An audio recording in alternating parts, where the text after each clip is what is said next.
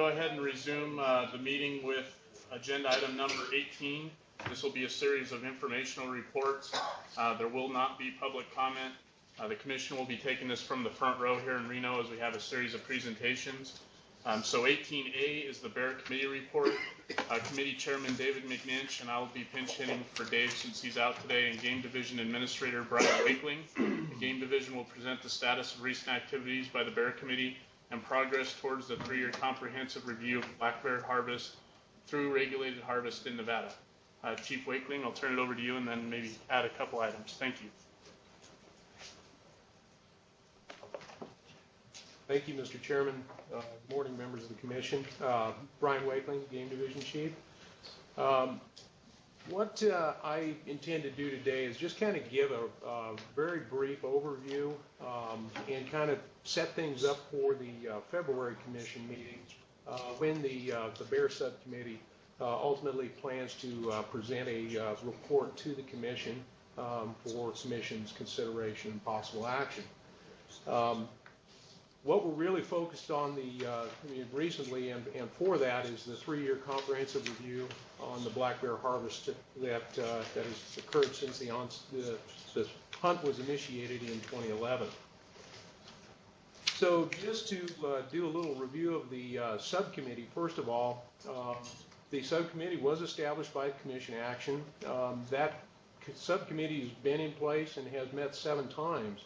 The first meeting was on March 22nd in 2012. The next meeting where they plan to consider the 3-year comprehensive review will be at December 17th, 2014. It will be in the Reno area. It will not be at the Reno headquarters. However, it's likely to be at a library. However, it will be posted and noticed so everyone who has interest in it will have the opportunity to attend. On May 28th of this last, about a year and a half ago, 2013, there was a Senate Bill 82, that was signed into law.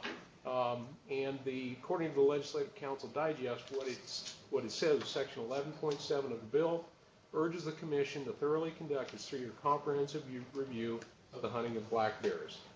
The Commission asked this subcommittee to consider this, provide some feedback, prepare the report, and ultimately this would be something that could be presented to the legislature when they initiate, very close to the same time that the next commission meeting is in February. So this subcommittee last met on October 23rd. They spent the bulk of their effort on this one was reviewing issues that could go into this comprehensive review.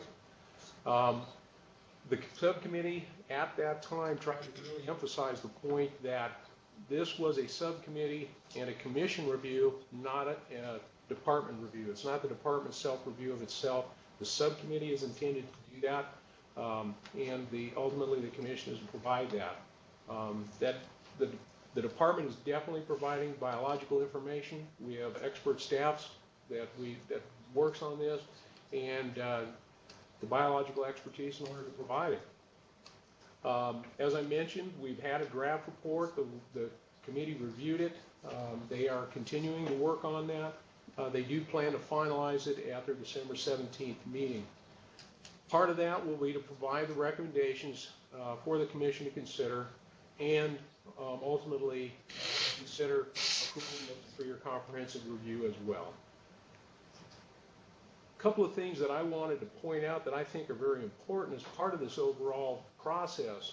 While in 2013 the legislature urged the Commission to do this review, and I share this mostly for the public, the committee was already meeting at the direction of the Commission prior to the request from the legislature.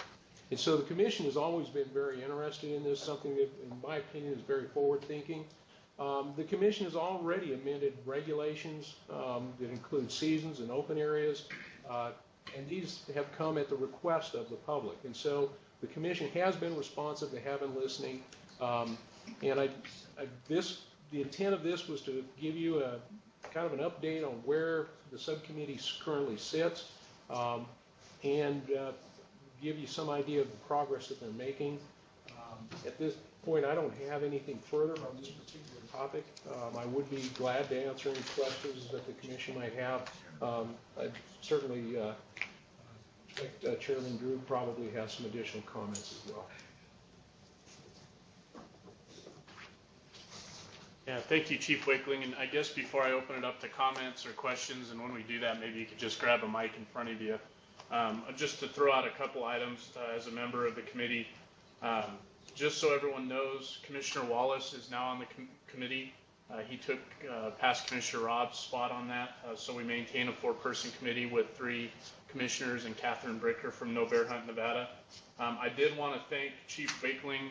As you can probably tell by his presentation, he was able to pull together a draft report for us in a very timely and I think professional manner. I sure appreciate that because I think it helped kind of move us forward and getting something in front of us to review. The report itself consists of about a 10-page narrative, and then the rest of it, which is a 2 to 3 inch 3-ring binder full of information, primarily consists of things like background and committee meeting minutes. So the whole background of the things we've discussed are in there.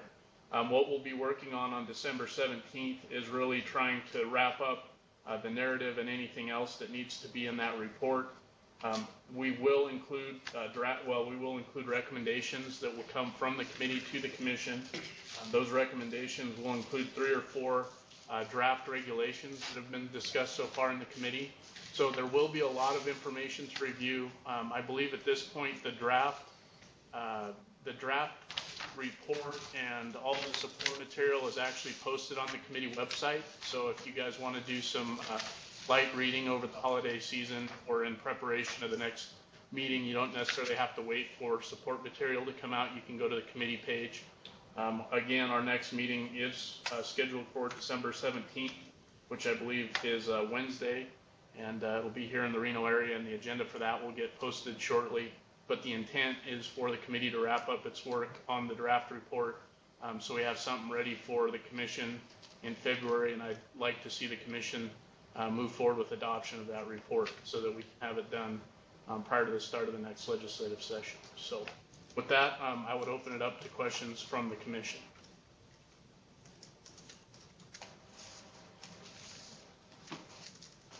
Seeing none, I will close agenda item number 18A and move to agenda item 18B.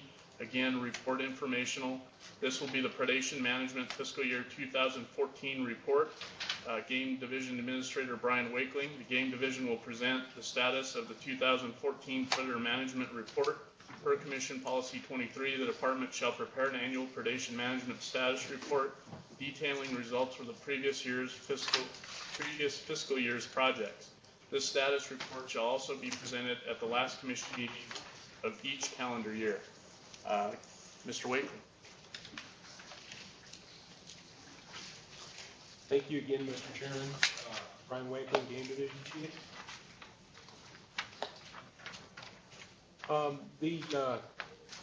The whole predation management and predation management status reporting, predation management activities, these are all guided by Policy 23. Policy 23 is a relatively recently adopted policy, but it provides a great deal of direction and guidance on how we hope to conduct our wildlife damage management activities over the course of the year and keep the commission and the public informed.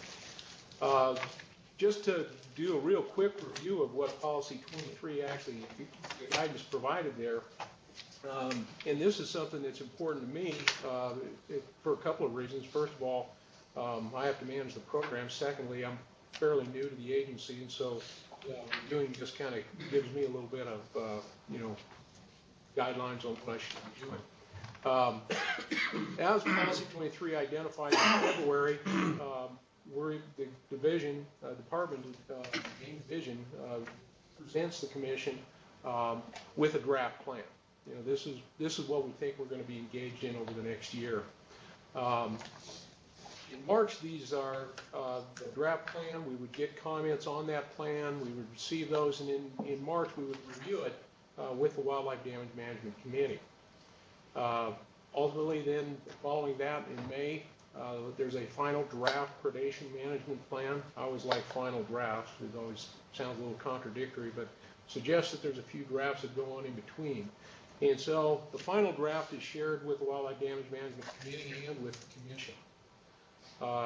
Then in June, the department prepares a final plan based on everything that has gone on prior to that. That prepares a plan for the fiscal year that we would be beginning. And then in August, we should be receiving the reports from the activities that occurred in the prior fiscal year. At that time, we would be getting both internal and external reports. The committee, Wildlife Damage Management Committee, is scheduled to provide a report to the Commission in September.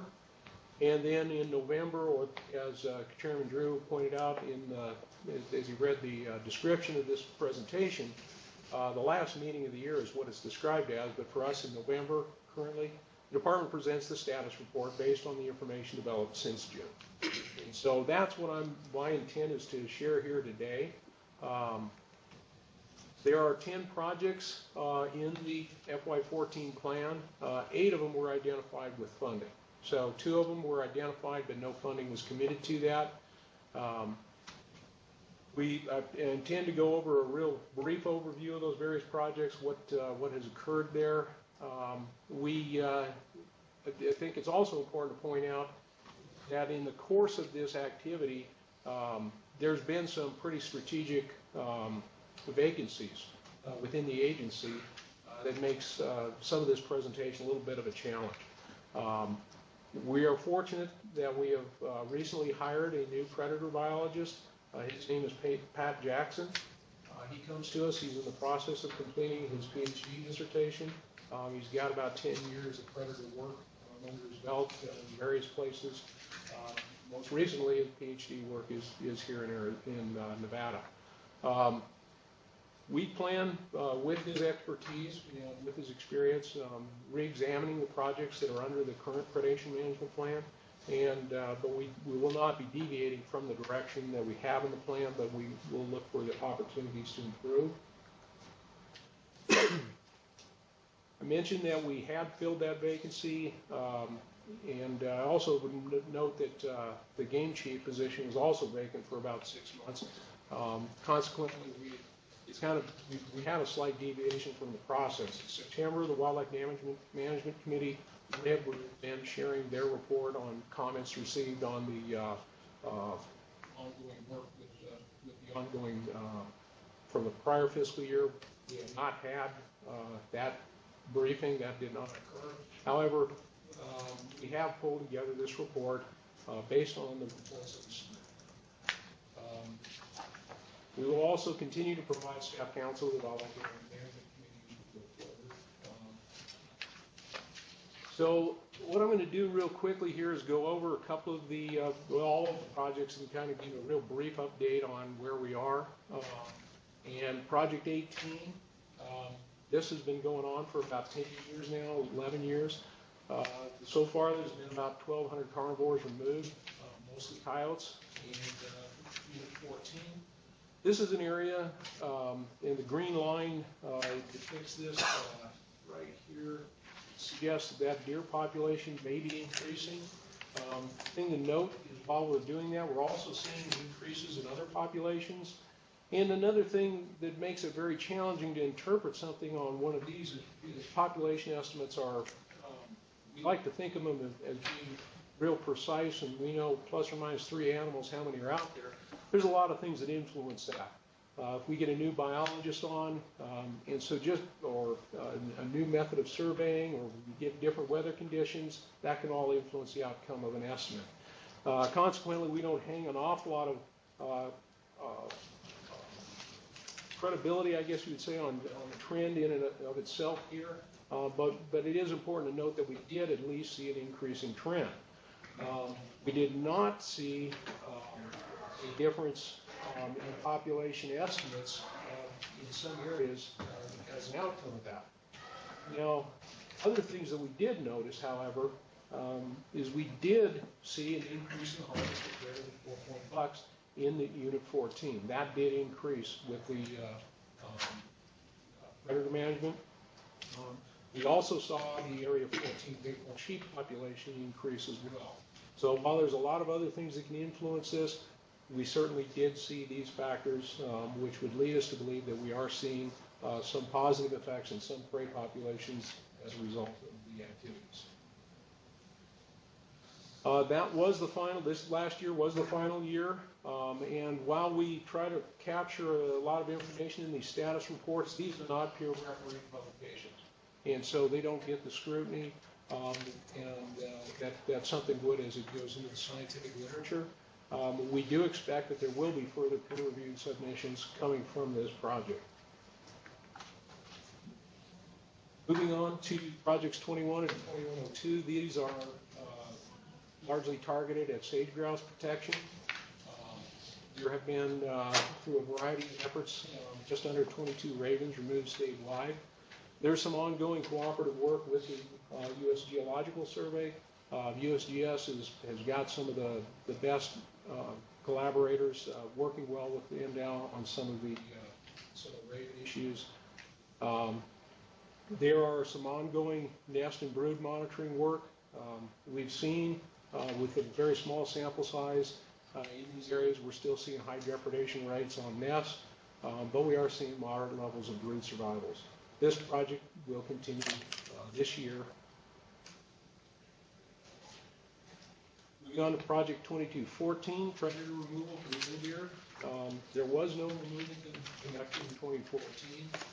This was designed to examine populations in a recovering sage-grouse ecosystem. It's currently scheduled to end in 2015. However, this is one of the projects that we're trying to re-examine. We are likely to recommend an extension to the Wildlife Management Committee to extend and possibly redirect this research. Project 25, this is a project that has been contracted with the Utah State University. This is the project that Pat Jackson was working on for his PhD. 15 coyotes have been trapped and radio tagged with GPS collars. They captured an additional 10 with a helicopter net gun. They are analyzing 150 scats per season. If you want to have some fun, I'm sure he'd probably let you help out on this. They're also monitoring the survival of these radio tagged animals, and the photo on the bottom right is what a coyote looks like after it's encountered a mountain lion on a bad day. Other fun things to do, look at den sites and also to go out and do rabbit and small mammal surveys. This is a depiction of a small mammal trapping array that Pat has used. I actually did go out in the field with him and help him go out and measure some vegetation, transects. They are also going to get out in the field there for the things to do. This project is continued this year. It's scheduled to wrap up in August of next year, actually into the FY16 fiscal year. We do expect, again, more peer refereed publications coming from this work, as well as a PhD dissertation. Project 29 and 30, what these projects are trying to do is affect the raven distribution to benefit sage grouse, and trying to affect that through the availability of anthropomorphic food sources. That's a fancy way of saying things that people do that influence the availability of raven food, like running over critters on the road or dumping things in the garbage. And so this influences sage grouse nest success, but potentially if we can influence the distribution of ravens. Currently, we have some design concerns. We think it could be improved, and this may be a project that we recommend some adjustments so that we can improve the effectiveness of the project. Currently, there's a GIS database that includes 426 road carry-on sites. It's also got the location of some roosting ravens.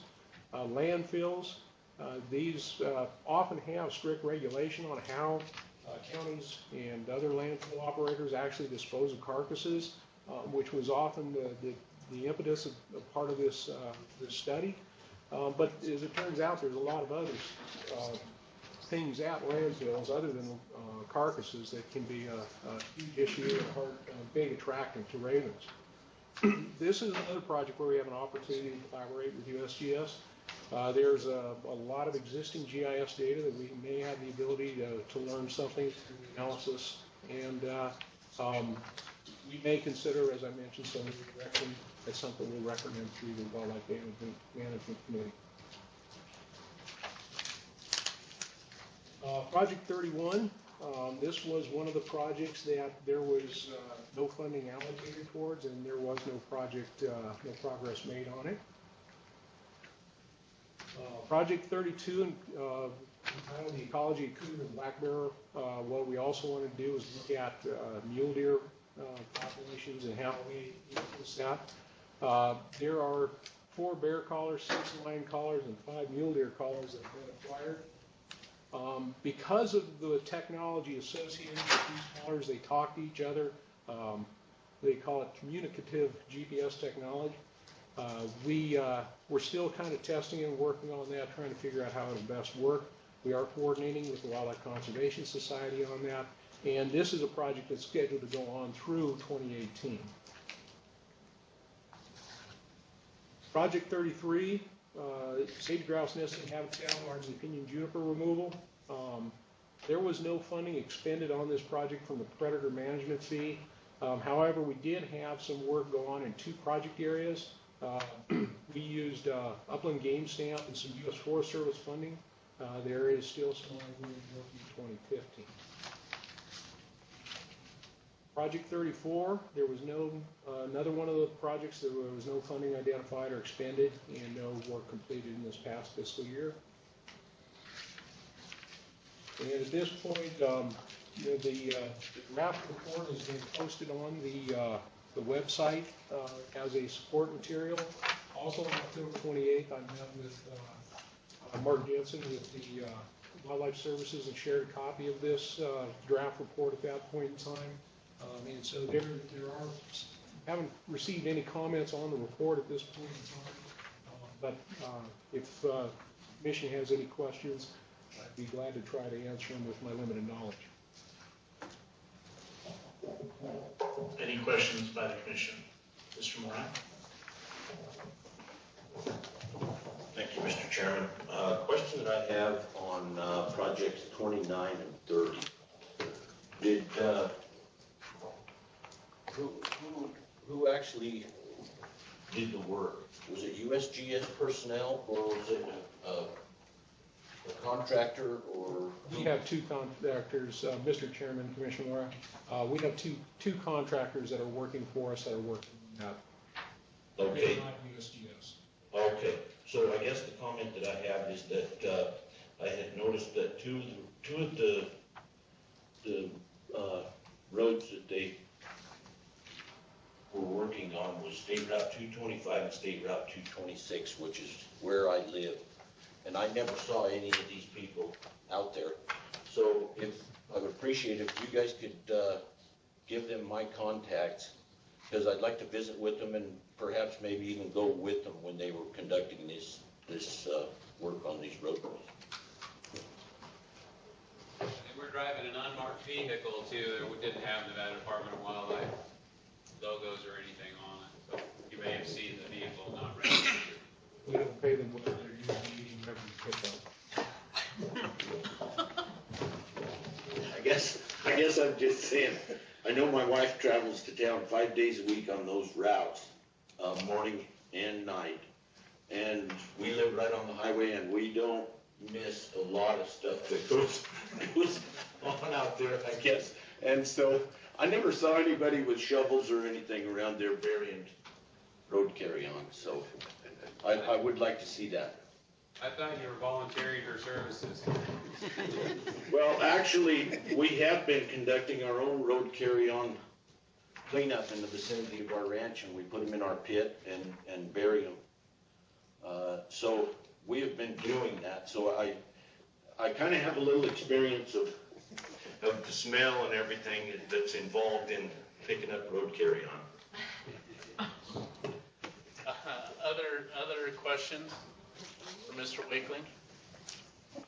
Okay, seeing none, I'd just close this agenda item by saying that I think with the new staff changes and hires that, and some of the committee assignments I'll be coming up with, I think we're well on our way to getting caught up with the process, and it's my intent to stick with policy 23 and all the updates that the committee did. So I'll be coordinating with Brian and our new chairman of the committee to make sure we do what needs to be done on it. So I'll close agenda item number 18B and go to agenda item 18C, updated mapping for the Cold Creek area of Clark County. Chief Game Warden Tyler Turnipseed.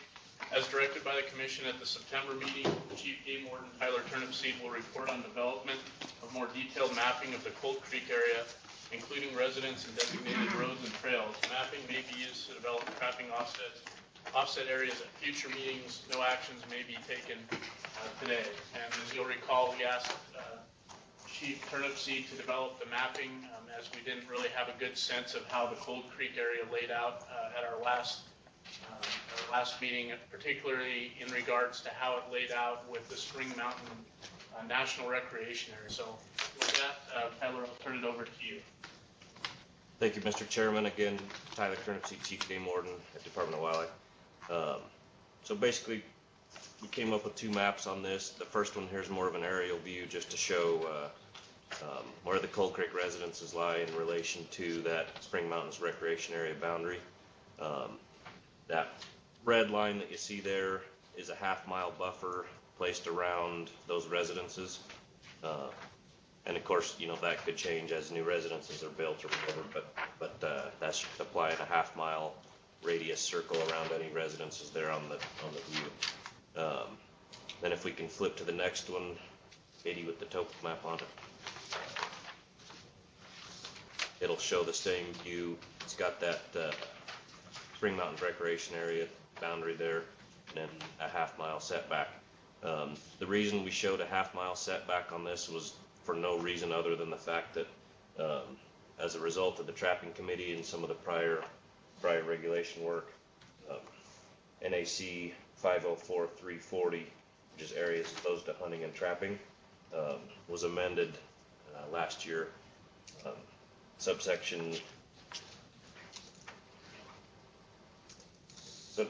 D on that, in that regulation describes the following. It says trapping is prohibited other than with a box or cage trap within 1/2 mile of any residence in the Spring Mountains National Recreation Area, specifically Township 19 South, Range 59 East, Sections 3, 7, 8, 9, 10, and 16. I believe those specific sections are down in Kyle Canyon and Lee Canyon around those residential areas, so would not apply to this Cold Creek area. As that section of the NAC reads, it is within the Spring Mountains National Recreation Area, but not in those specific sections. So, as it stands right now, these residences are not covered with any sort of setback by the existing regulation. I don't know if we can zoom in a little closer on the screen or not, but at prior meetings when this was brought up, two areas specifically were talked about, one being the Willow Creek Campground and one being the Cold Creek Picnic Area. There's a pointer there. The Cold Creek Picnic Area is right here. If a 1/2 mile buffer were put in place, that would encompass it. That Willow Creek Campground is this one over here. And again, as we discussed in prior meetings, that campground is not officially recognized by the Forest Service or any other land management entity as being an official campground. There are no markers there. There are no fire pits. There's no development of that site at all. It's a gravel lot in which people camp, unload their 4-wheelers, that sort of stuff. This Cold Creek Picnic Area, it is developed. There is signage there, some development of that site. So, as an informational basis, that's what we're looking at. I appreciate the updates, and I know we worked a little bit back and forth on getting this kind of updated so that we could see exactly what we were dealing with in terms of the recreational area boundaries some of the residential areas and things of that nature. So I'm gonna need to go back myself and maybe in coordination with Commissioner McNinch and review what came out of the Traffic Regulation Committee and make sure that everything that went through is consistent with what came out of LCD. And then we'll determine how to move forward from there. But at this point, any other questions from the commission? Commissioner Lane? But everything, I think the issue though is that everything that we talked about in terms of the resolutions that were passed did not include this area, but we recognized there was a need to try to deal with this area. I mean, so that's what you're proposing is to go back and see how we possibly could include this part of the township, I guess, in what we currently have. I will definitely take a look at what our options would be on that. So, other questions? And I guess to further clarify on that, like I said, just wanted to reiterate, the half-mile buffer we used here for this map was really for no other reason, just that, other than the fact that a half-mile buffer was used on the Kyle Canyon and Lee Canyon residences. If it would be of interest to the commission or the public, we could produce this map with other buffer sizes. We could produce it, one thing that we could add that would help out maybe would be to show the existing sections from 504, 340 that are already described, if that would help putting things in spatial relation. But like I said, the half-mile buffer is strictly put on there just to mirror what was already done for Kyle and Lee Canyon. Any other questions at this time? All right, seeing none, I'll go ahead and close agenda item 18C. We'll move into agenda item 18D, informational report, application hunt 2014 draw report by Don Sefton, Systems Consultants. System Consultants will present an interim annual report of the 2014 big game draw. Information is presented in tables and charts and includes interim application license and tag fees and counts, as well as bonus point and client statistics for the draws already completed this year. Mr. Sefton, when you're ready.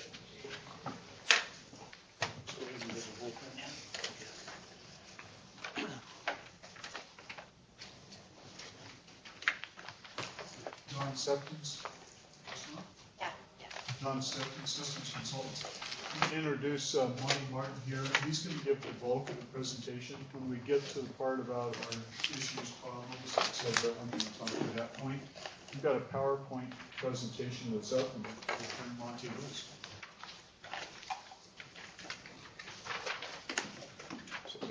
Yeah, that should work. Okay, good morning. I'm Monty Martin, and we'll step through some of these slides. There's a lot of numbers here today.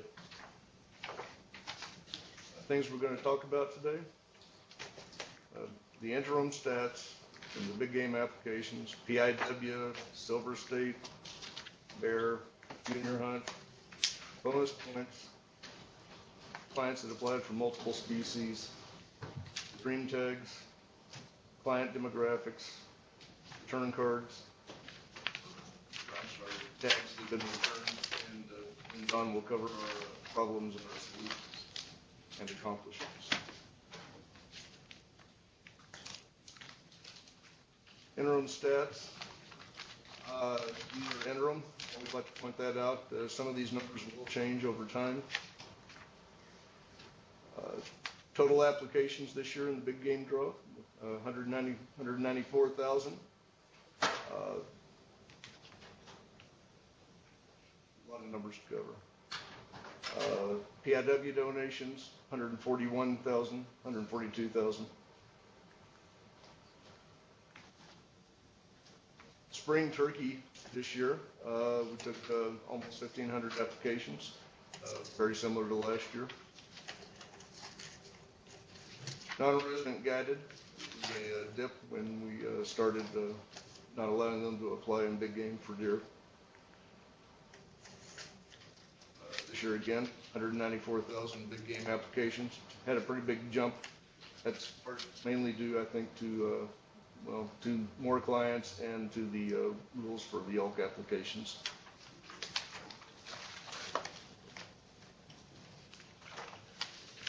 We had about 24,000 more applications and about 1,700 more clients. Total clients this year, we broke the 60,000 mark, 61,000, and we averaged about a little over 3 applications per client. Application errors continue to drop off as more and more people apply online. Remaining applications, very similar to last year, a little over 4,000.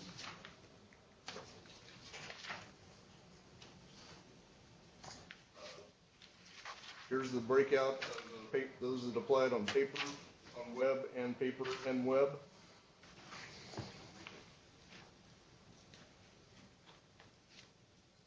And the same slide, the percentages.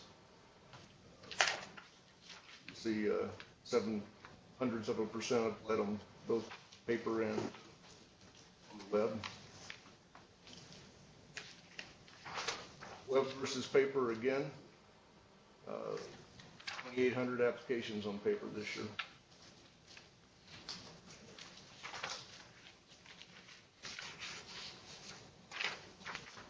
Non-resident license sales this year, 2,124,000.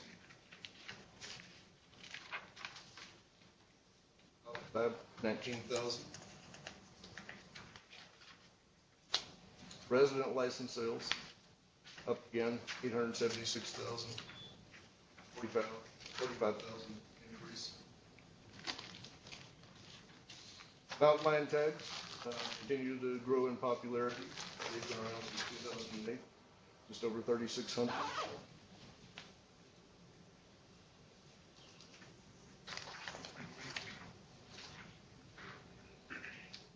Tommy Ford, had a better idea. Prior to 2001, the cost to play in PIW was $20 and half of your big game tag fee, and it was changed in 2001 to $10 for all species. This year we were up just a hair, over 18,000 for PIW applications.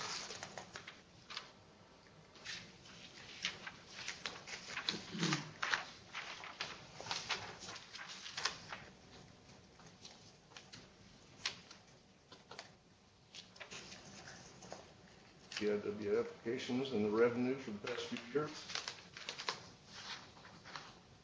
We had 142,000 this year.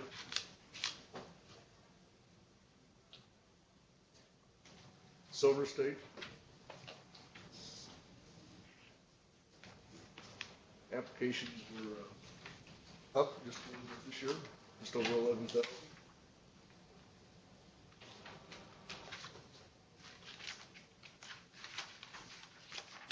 Silver State revenue, 275,000, almost 276.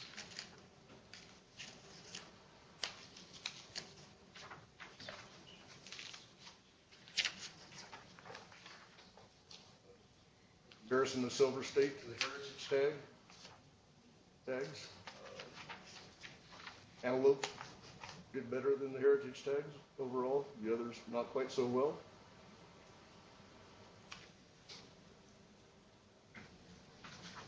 Applications by client for this year, we had 770 clients apply for all 4 species. 2,372 applied for just one.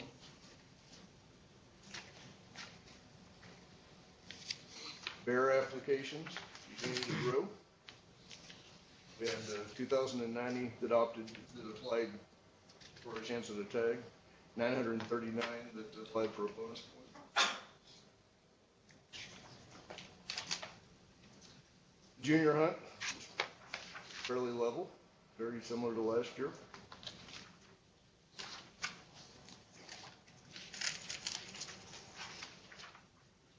Bonus points, clients applying for bonus points. Or, I'm sorry, clients drawing tags with their bonus points. we gave 1,168 tags away to clients with no points. 12,536 with no points went home unhappy, and that was a 4.5% success. And it goes on down 10 points and keep going.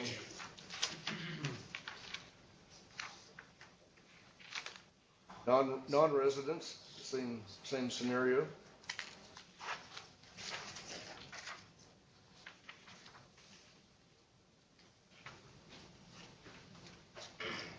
Okay, now clients that apply just for a bonus point by hunt. We look at 2012 through 2014.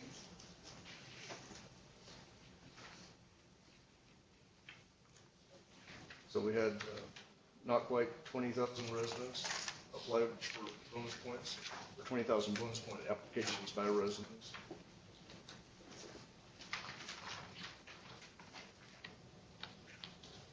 Applications that were submitted in the bonus point only application period. This is after the close of the full application period. And this year we had 2,800 clients, 2,800 applications for bonus points in that period. It's a real saver for those people that forget about the full application period.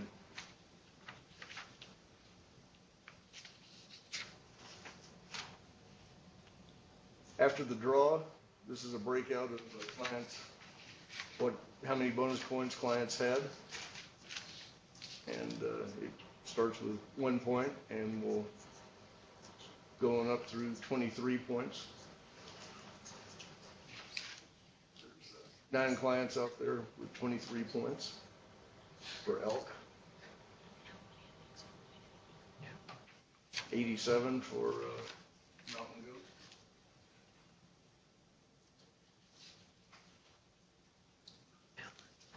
Non-resident bonus points, same pattern.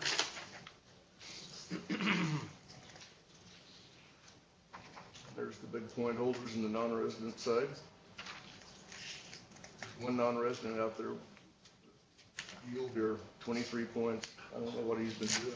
Probably applying for points. Probably applying only for bonus points.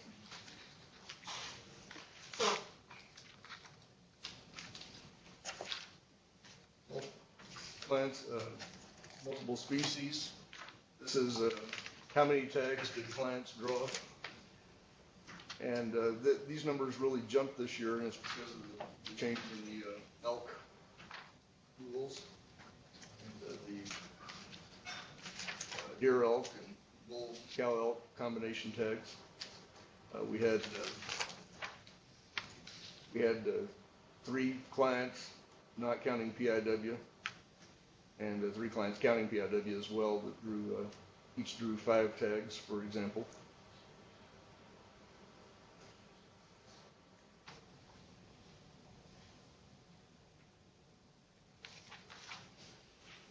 And looking at the same thing, just trophy tags. That doesn't include the deer and antelope, more shorter than deer, and cow elk.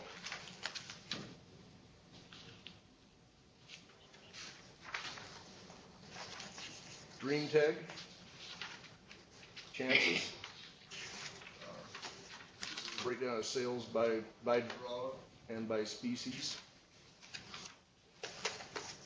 Total revenue, $309,000.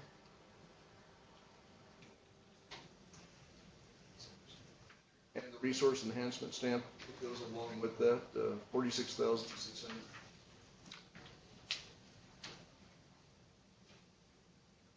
And I called my people's hand on this when they gave me the numbers. I said, how could we have possibly sold the same number at Big Game for 2 years running? We did. That's all I did. I thought they gave me last year's numbers.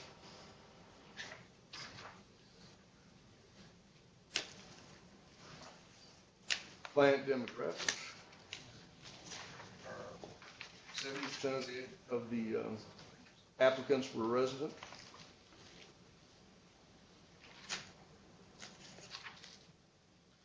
And the residency breakdown by year. and we were down just a little bit this year. I'm sorry, up just a little bit this year.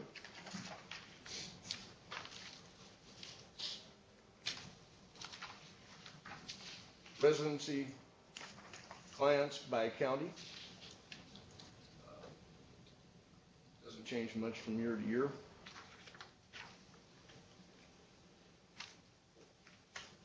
And those applying on the web by county. Almost everyone is on the web at this point.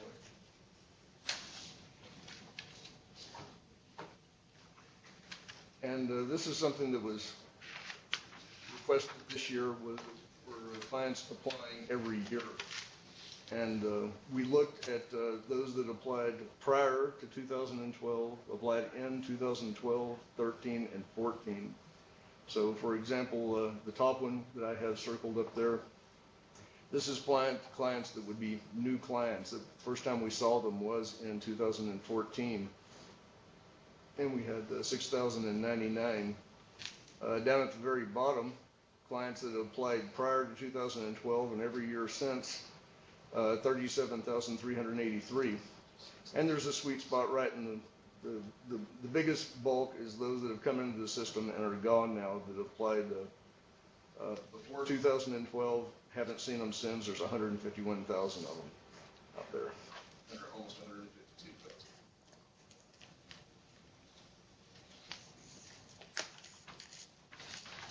Applications by state. As always, California is the biggest non-resident supporter of the system. Utah being number 2.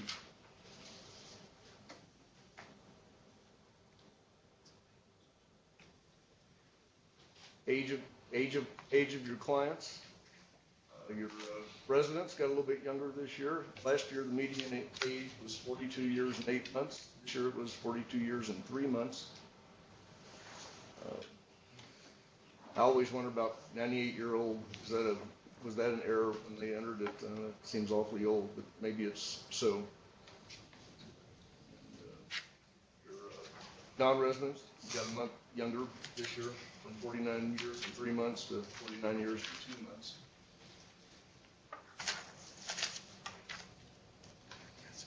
Return tags, and this is as of October 21st. The numbers keep growing.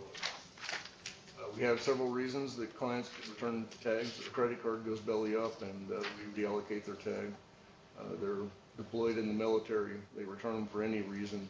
They're deceased, and they have a doctor's excuse.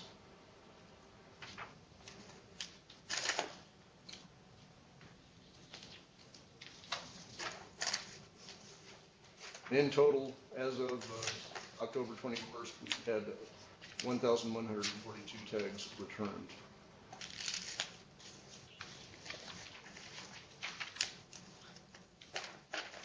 Tags that we had reallocated once they were returned as of 10/21.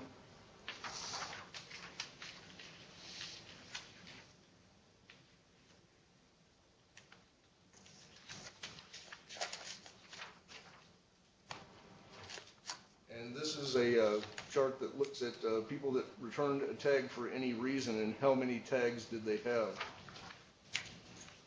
And so there were 398 clients that had 1 tag and they turned it in. And on the other end, there were 2 clients that had 5 tags. And I'm sorry, there was 1 client that had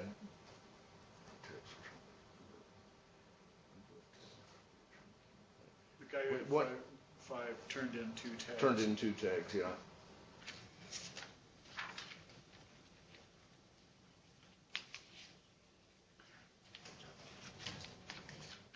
This is another breakout of the points at the time of the draw, how many points clients held. And we break that out by hunt number.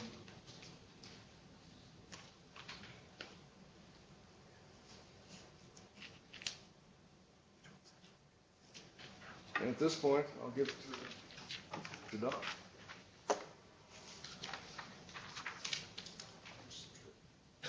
Right button. I had to get a technology lesson here from Lonnie on how to use this clicker. Obviously, this isn't our favorite part of the presentation. This is where we air our dirty laundry and talk about the kinds of problems we had. As you can see, the majority of these you see on this list are onesie, twosie type problems, which is good. We don't like to see wholesale problems. But starting off, we had an issue with client correspondence. We mishandled an application. One client affected, administrative error, no short-term resolution, long-term. I think when it's an outlier like that, there's not really much we can do. Probably the most significant issue, one I'm going to spend a little time on, is the slowness complaints, the deadline. We looked pretty hard at what happened because we had almost a third again more applications, actually more than a third again more applications, probably 40% more applications in Utah. Had no slowness issues, but we did in Nevada. And there are some things going on in Nevada that are different than Utah, but it surprises that we could handle 350,000 applications, including more on the last day in Utah, and have slowness complaints. It's difficult for us as well because we would try the application system in-house, and it was fast on the inside. And it was people coming in from the outside who had issues. So behind the firewall, everything was good. Outside, it wasn't. So that pointed to a couple of possibilities. One is the internet itself. Another is our connection to the internet, but we were using less than 30% of our bandwidth at the high water mark. The third possibility is there's a couple of devices between us and the outside world. One is called a firewall, and that's what prevents people from doing some things that you wouldn't want to see them do, like hack our system and get to credit card information or something else. And we finally, we tried all different kinds of things to recreate the problem. We had it recreate briefly when we were showing the results on the 48 hours after the draw. We had the same problem, that some slowness for about an hour, and then as soon as the majority of the people got through, we got past the slowness. So we started trying to figure out how could we recreate these problems. And we got some expert advice on the outside. A gentleman who used to work for me, and then he went to Novell, and then he went to Microsoft. Ultimately, he worked on their network directory services for the most recent version of Windows. But he's left there and gone to Expedia now, and he handles these kind of problems for Expedia. And so he helped us set up some test points within our system where we could inject a volume arbitrarily to see what would happen. And for a while there, we couldn't recreate a problem, but we elevated it sufficiently that we could actually cause a problem that seemed to mirror what we had before. And the finger pointed pretty heavily at our firewall. And so we replaced that firewall with one that's got about 4 times the horsepower, maybe 5 times the horsepower of the old one. And that's dramatically raised the threshold of what we think we can carry now, but we're still also probing it and pushing it, trying to find where it will break. And we've got some agreement from the folks from WatchGuard who make our firewall that they think it maybe shouldn't break even now where it is breaking. It's well above the threshold from this year, but we'd like to give ourselves lots of room now in the future. And so that's something that we've worked pretty hard at for the last 7 or 8 months since the application period, and really in earnest in the last 3 or 4 months. We did have 34 complaints representing 58 clients. That sounds backwards, but these are people who applied in groups, et cetera, or were applying for other clients as well.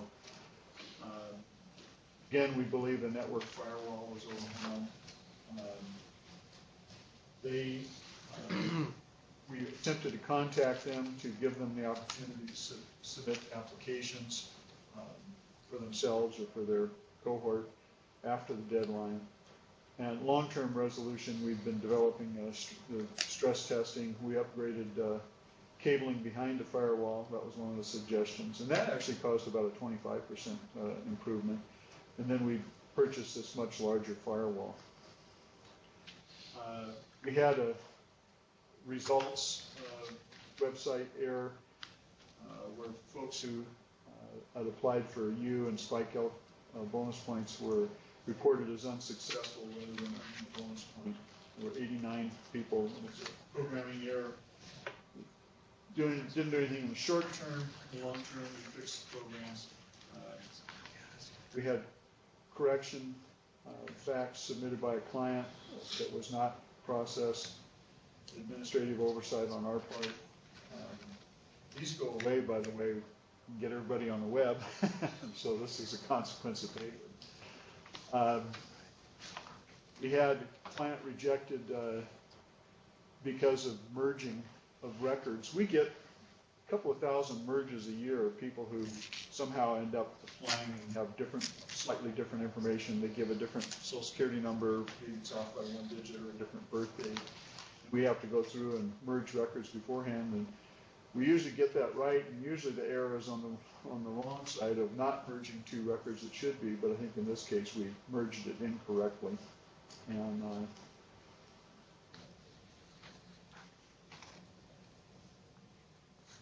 we have changed our procedures.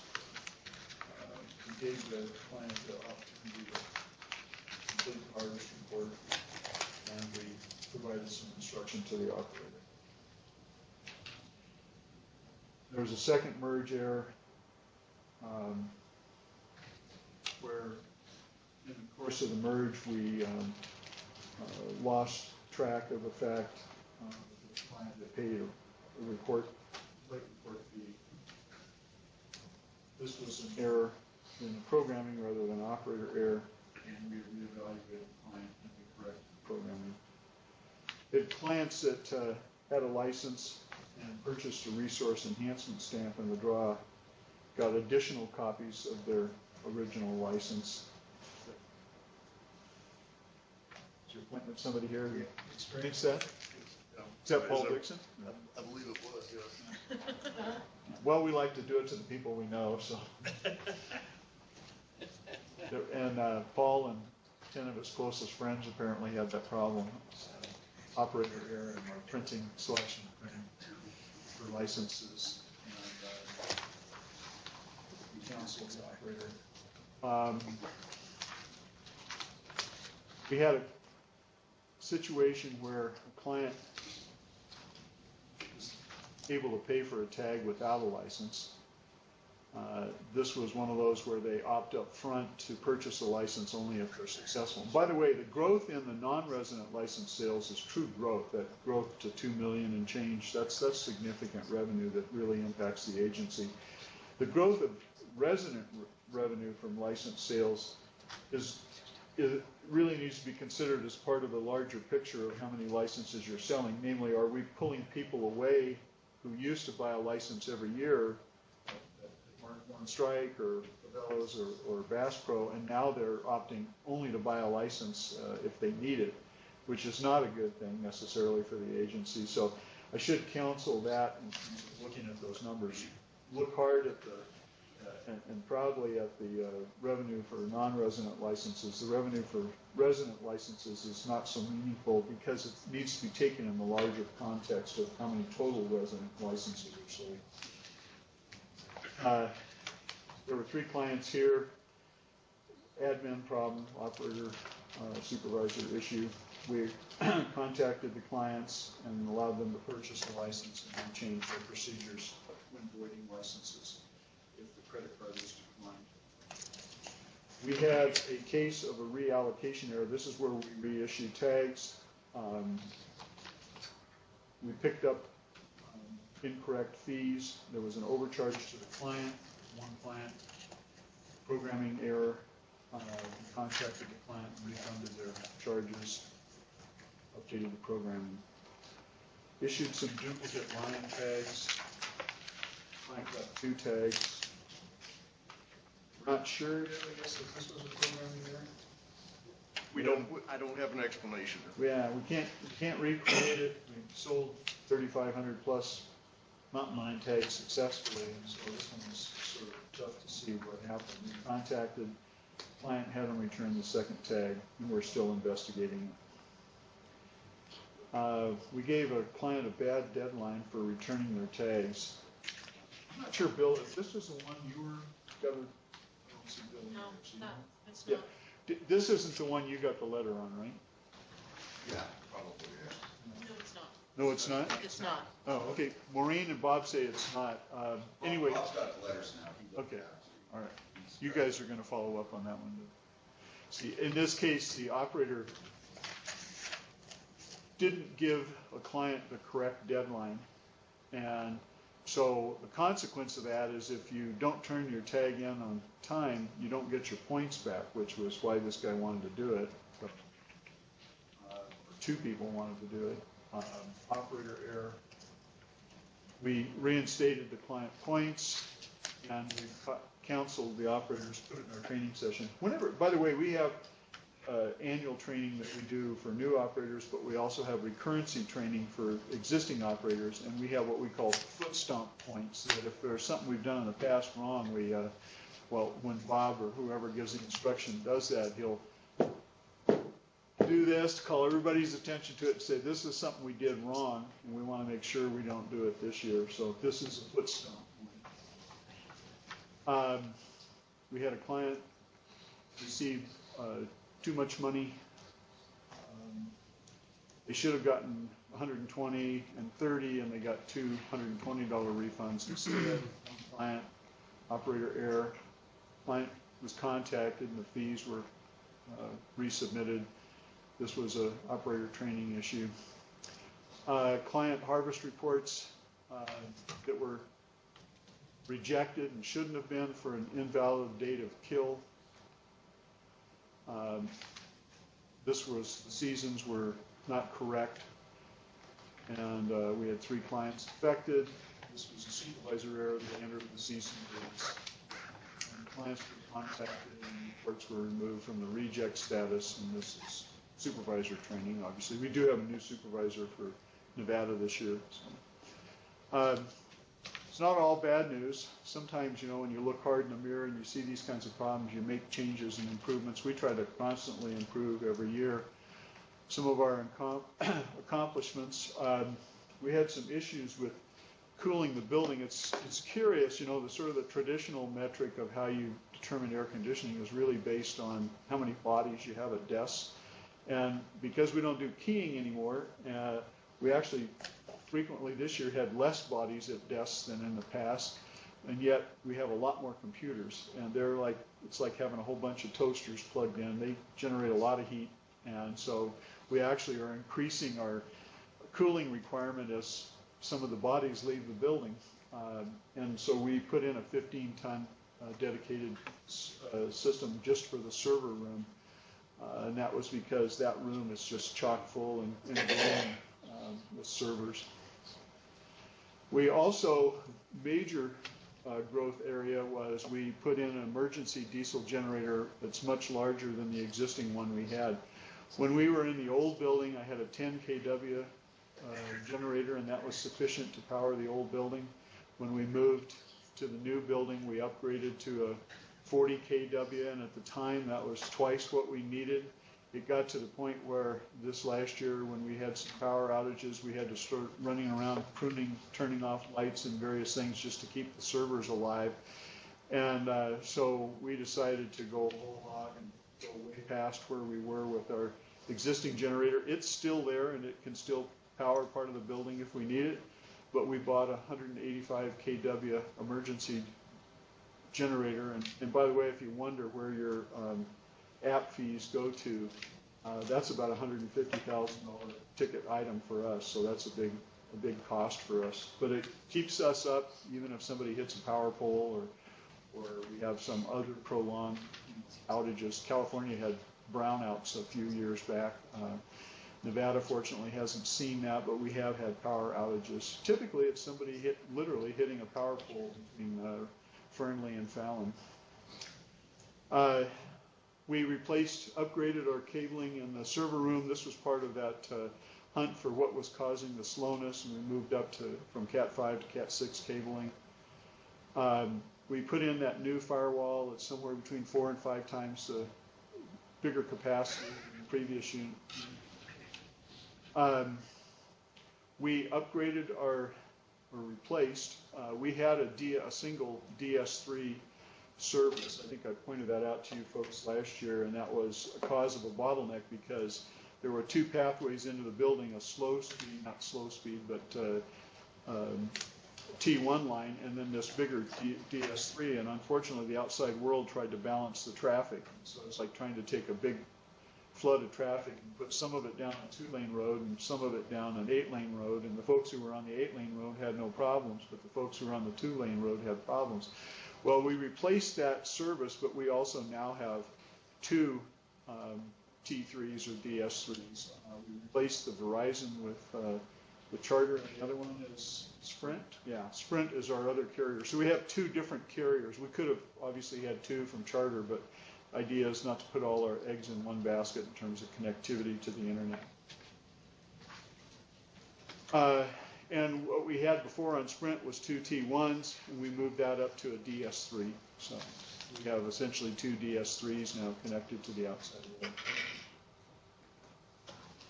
And I appreciate your patience and your continued trust and faith in us, and we attempt to justify that. If there's any questions at this point. And by the way, for Paul, at the end, we did try to get you a book. I hope you got one. We gave Suzanne 9 copies, and but your name came into the mix after I think she did the original mail out. So I hope you got the color book. I did, thank you. Terrific. Questions for Don at this point? Commissioner Bliss? Yeah, first of all, Anybody but Chad. Now you're in trouble. first of all, thank you for a detailed report like that. It's always interesting to see, and what you guys do is impressive, so appreciate that.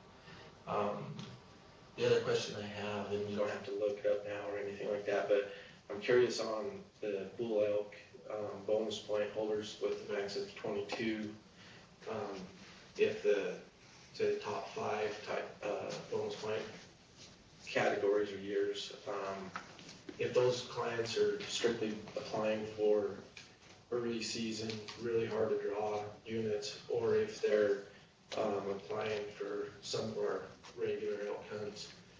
And just unlucky in that case. Yeah, if they're just unlucky, or if they're just applying for very difficult.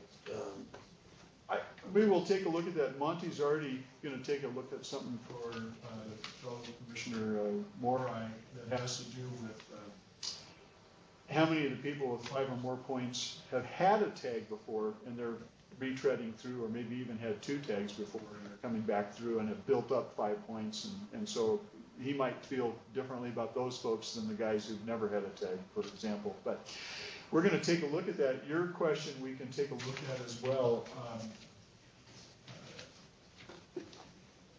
That'll be a query that Monty can run, and we can find that info out for you. Okay, I appreciate it. It's not real difficult or anything like that. How many choices they're putting in and what choices, Yeah. what units those are for and Yeah. what seasons those are for. I got asked, it's been 5 or 6 years ago by Mel Belding, who I don't see him here today, but he is, at the time we had, I think 14 bonus points was the max, so it's been 8 years ago, I guess, that he asked the question.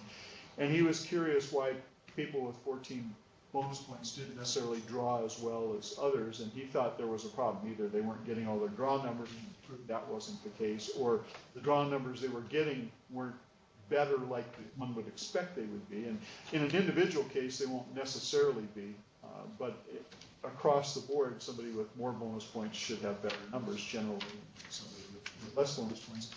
And I started out with the premise when I was looking at it, I said, I know what this is going to turn out to be. These are guys who have one choice, and they're not, you know, they're picking a really hard unit and they're only taking one choice. Well, it turned out they didn't just have one choice, but it also turned out that they weren't picking in a half a dozen or so units where there were bighorn sheep. And they just, I guess, say, you know, you build up your bonus points and you begin to look at them and they have a value, and you say, do I really want to use that to hunt anywhere? We'll look at this and see with the elk if that's the same situation. But that's what had happened, actually. And we went through and we found how many people would have drawn with the number of bonus points had they applied in another unit. And that'll be the exercise. I'll give Monty my paper I wrote to Mel on it, and he can take a look at it and see how many of those folks, you know, first of all, are they actually in the hunt or are they applying for bonus points only at this point in time? And then we'll find out where else they could have applied perhaps and gotten a tag. Good question. Any others? So I guess just one point to that, when you have the slide that shows the percentage drawn by each point category, it might not hurt just to put the percentage that that point category makes up in the total population, so you can kind of see if they're drawing above their proportion. See what I'm saying? So if That there's 20 isn't the percentage of the total tags drawn, that's the percentage of people in that point class. Okay, So it's actually already weighted that's that the way. way, you know. okay. I mean, a good point, but that is. Other questions? And we do get that question a lot, by the way, is why is there this saddle where the people at the bottom don't draw in high numbers and the people at the top don't? And from every time we've ever looked at it, because it makes me nervous too, it's always been the case of the application pattern is not the same for the people with a lot of points. So. Yes, sir. How would a commissioner go about getting some information regarding, say, demographics for max bonus point holders and age? Is that possible to get that information, and how would I go about getting that? Yeah, what we normally do when we receive requests, we direct the individual to forward them through NDOW.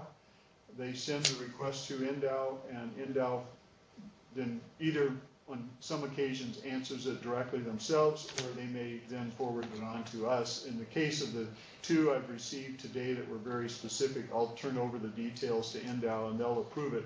I don't release information without the approval of NDOW.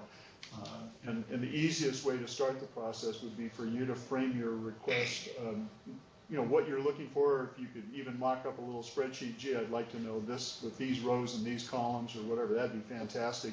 But if you'd submit that to NDOW, and let me ask, does that go to the admin folks, or does it go to the director's office? Or it could go through Tony.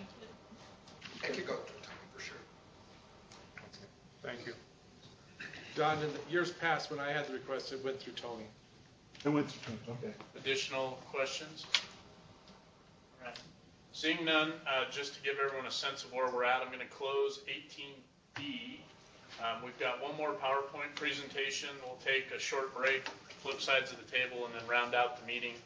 I think we should all be able to make it without having to have a lunch break here. So with that, we will go to 18E, Overview of Nevada Department of Wildlife's Mining Program. Habitat Division Administrator Alan Janae. The PowerPoint presentation will be presented to the department's mining program. Mr. Janae? You bet. Thank you, Chairman. For the record, Alan Janae, Habitat Division Chief. Before I get started, I wanted to introduce our new staff specialist that's in charge of the mining program in the Habitat Division. It's Matt Maples. He is a returner. He did go out and gain some experience with the mining industry.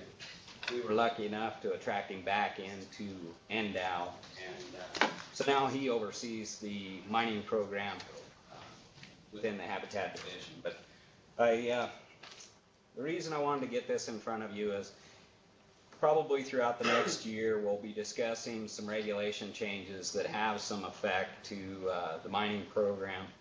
So I just wanted to get an opportunity to give you a little bit of background to help give you some knowledge as we start bringing some regulation changes to you. So that's kind of the intent, just a very brief overview, get you a little bit more familiar with the program. So, NDOW's mining program is within the Habitat Division. It's not a very big staff. It's led by Matt as the staff specialist. Out throughout the regions, we have, it says 3.5 mining biologists. That's because we have a split duty on a position in Ely. But typically what we have is we have mining biologists in each of the regions that coordinate with the mines and oversee the program. The program is made up of primarily the industrial artificial pond permit, but also the technical review portion that's working within NEPA and trying to help the mines and the land management agencies in mitigation design and project work. So as I said, the mining program was established under NRS 502-390, which basically created the industrial artificial pond permitting regulation. The funding for the program is generated through mining assessment fees, and in the past was, and still somewhat is, matched with federal grants that helps fund the positions and does do some mining assessment fee project work. The mining program, currently, the revenue generated off of the mining assessment fees is approximately $250,000. As you can see, staff, through technical review and industrial artificial pond process, it takes up about $500,000. So what we've done is, and there's, like I say, in the past there was about $250,000 that was being spent towards the mining assessment projects. In the past, there was a match of the 75-25. The Pittman Robertson and federal grants were subsidizing the mining assessment fees. There was a decision to make this a self-sustaining program, and so we started going about charging 100% of the mining program to the mining assessment fees. What that has done is we are quickly depleting that account, and we'll probably be, by FY16, we'll be at a point where we've almost zeroed that account out. So some of the proposals that we're going to be bringing to you are going to be trying to deal with the regulation, the NAC that oversees the industrial artificial pond permit and the mining assessment fees. So, industrial artificial pond permit program was created in 1990. It's required for any pond that contains chemicals which may cause the death of wildlife, or by any operator of a mining operation which has an artificial body that contains chemicals associated with processing of ore. There are additional permits that we do carry. Some are with, the powers, the power generation, solar, geothermal, the oil and gas. So the thing about them is that currently under the regulation as written is that they don't pay an assessment fee. They just obtain an industrial artificial pond permit and pay the fee, which I believe is around $165 a year. So, but they're not paying into the mining assessment fee. And at times we are spending great amount of efforts in regulating them and working with them to try to minimize wildlife impacts. So that's one of the things that we're going to look at as we go forward in this regulation change, is trying to bring them underneath the assessment fee to try to make it more equitable among the industries that do have permits. So, as I said, typically the ponds, right now we manage 80 active permits. There can be multiple ponds under each permit, so that isn't just 80 ponds across the state. There can be multiple ponds. Typically it's 5 acres, up to 5 acres for heap leach facilities, up to 470 acres for mill tilling facilities. One of the big ones that we've actually spent quite a bit of time on is groundwater lithium concentration ponds, and those are almost 5,000 acres. So you can imagine the amount of time that we can spend on a facility like that. And ironically, that is a facility that doesn't pay an assessment fee.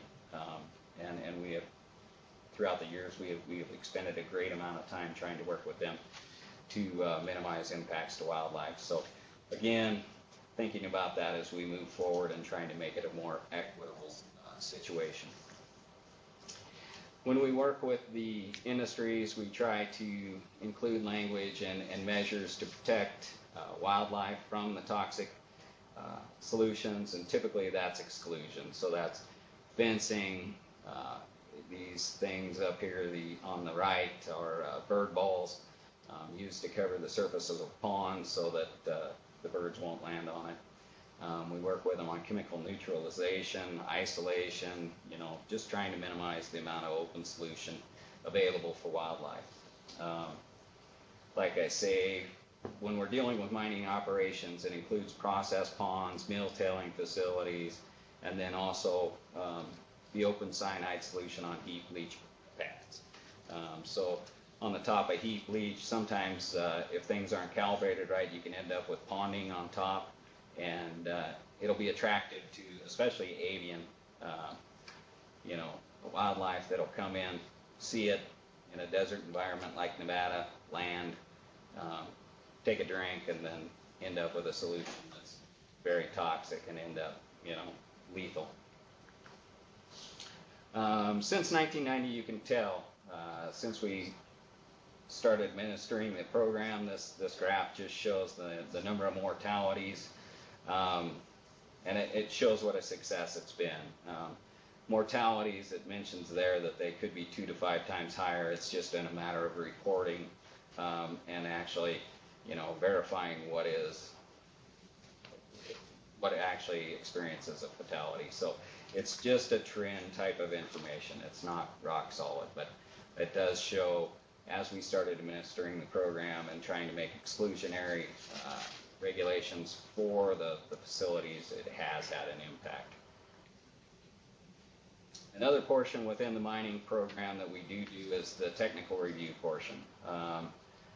Since we are, as I mentioned, the staff is very small within the mining program, so what we do is we depend on all of our biologists who have specific, experience and knowledge with particular species. So if a project is going to possibly impact a species, then we bring in that biologist for that specific area, for that specific species, and use their technical expertise to comment, to try to minimize impacts within a mine plan of operations. So this is one portion of our program that we are still funding through our federal grants because we would just deplete that mining assessment fee funding that much faster if we started coding a lot of this technical review of the other biologists to this mining assessment fee. So we still are carrying that portion within the federal grants. Technical review, one of the common things that we supply to the industry and to the consultants is database information and geospatial representation of, species that their project may have influence on.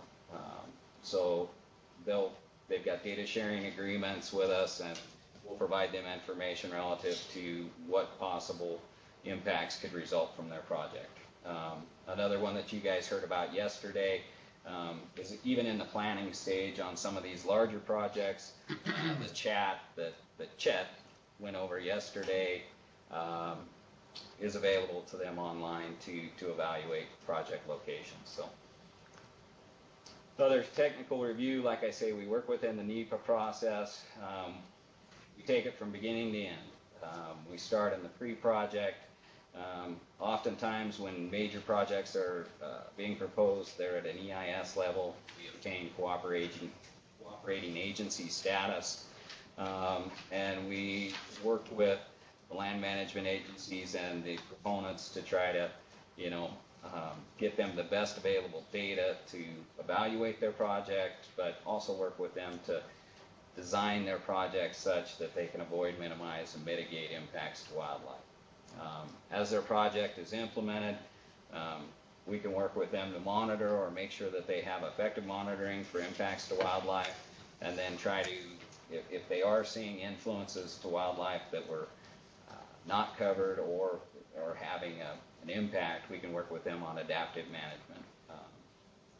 Also, oftentimes we're brought in to deal with helping them plan wildlife mitigation projects. So at the end of the project, we just try to make sure that the closure and reclamation is going to be conducive to wildlife as the project is returned back to public lands. As I said, one of the benefits of the funding structure, the mining assessment fee, is that in the past, we've been funding about $250,000 a year of the funds. We're going towards fee projects, which were opportunities to do beneficial things for wildlife. Mining, abandoned mine surveys and bat compatible and bird compatible closures like the one up on the upper left were installed with some of these funds. The PVC claim marker polling that was mentioned yesterday as a result of Christy Klinger's, some of her background work, Golden Eagle surveys, a lot of telemetry surveys, but it's a lot of opportunity for the mines, we can use those funds to do things that benefit mines, but also benefit wildlife and knowledge base. So, program improvements looking forward, like I say, we're trying to bring this up to par. We're working on new permit application, trying to make the language consistent across the applications and the cross-reference material. We're trying to work on an online geospatial database that allows monitoring and reporting on permits. And like I say, we're going to be coming forward with some proposed regulation changes and trying to adapt policy and procedures to fit as we move forward.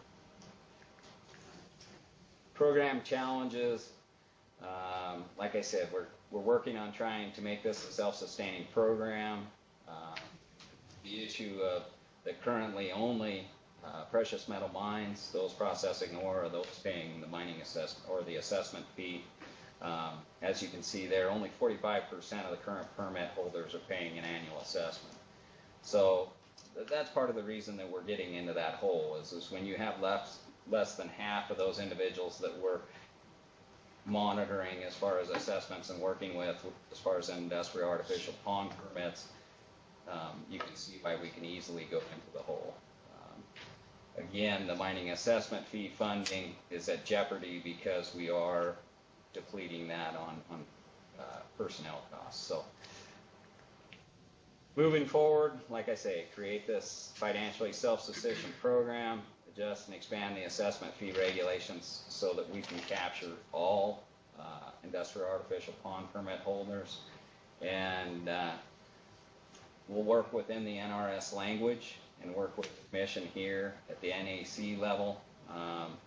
On the bottom, and I know from sitting out in the audience you really can't see it, but by NRS is the assessment cap is capped at $10,000 per year per permit. So we would work within that fee cap to bring the assessments to the other industries. Currently, the way the assessment is built is on the tons of ore processed.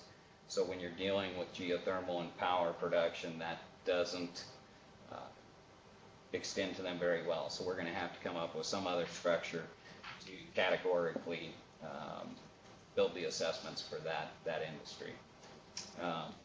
Initial conversations with Nevada Mining Association have been